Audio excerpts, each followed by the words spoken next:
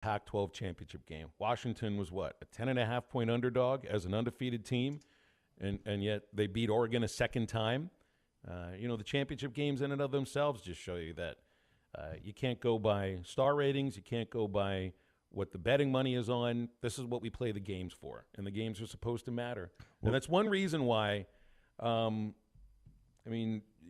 you can't complain about the NFL if you miss the playoffs. You know a reason why. It's right there. It's laid in front of you, right down to tiebreakers. It's a playoff system that makes sense. And this whole 14 thing for me has never made sense at all. This year, it's funny that this is the final year of the 14 playoff, Matt, and now it's laid in front of you that this thing isn't constructed properly, that something like this can happen. And I don't think that this is a bug. I think this is a feature of the system.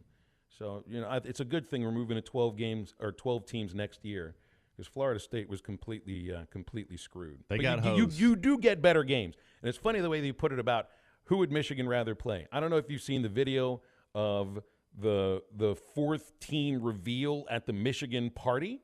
They have their whole team there. It looked like they thought it was Florida State. They had a whole ballroom there. Yeah, they were all sitting there just anxiously watching the big screen, and they're waiting to see Florida State or Alabama. And this Alabama goes up there, and the room was silent. I even heard a couple of gasps because those guys know.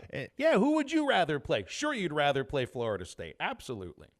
And then, again, Georgia, they haven't lost. They lose one time to an Alabama team that's figured it out. That's a tough team. And I think Georgia would still be ranked over Florida State. And we're going to find out now. I know it's a standalone game, and you don't know if everybody's going to bring everybody that they have. But that Georgia-Florida State matchup should be interesting.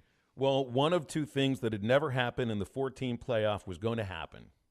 You were either going to leave out an SEC team, because if Florida State is in, Alabama is out, or you're going to leave out an undefeated conference champion in the Power Five.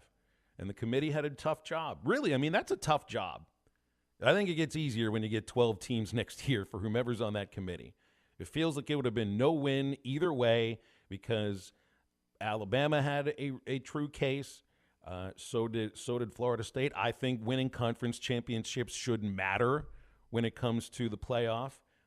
Even this year, even in the 4 teams, I think being a conference champion should matter. But if you're looking at the teams that are the most talented, you'd probably put Georgia in there. You probably would have had Michigan, Washington, Texas, and then you'd have to fight out over Alabama and Georgia. But you have your final score right there, so I guess that's how they got in, right? It's all about just winning that championship game. They just weren't pretty enough. When you lose your starting quarterback, I don't know what it says to all the other kids. I guess that's what it says, is just y'all aren't good enough because you lost your starting quarterback. It's very subjective. You know what it tells them? It tells them we don't have to worry about this exact argument again. That the heartbreak that you see from Florida State is different than any other kind of heartbreak I think that you've seen in the years that this playoff has been a thing. I think you really kind of go back to, what was it, 2004 Auburn, undefeated, and had to watch USC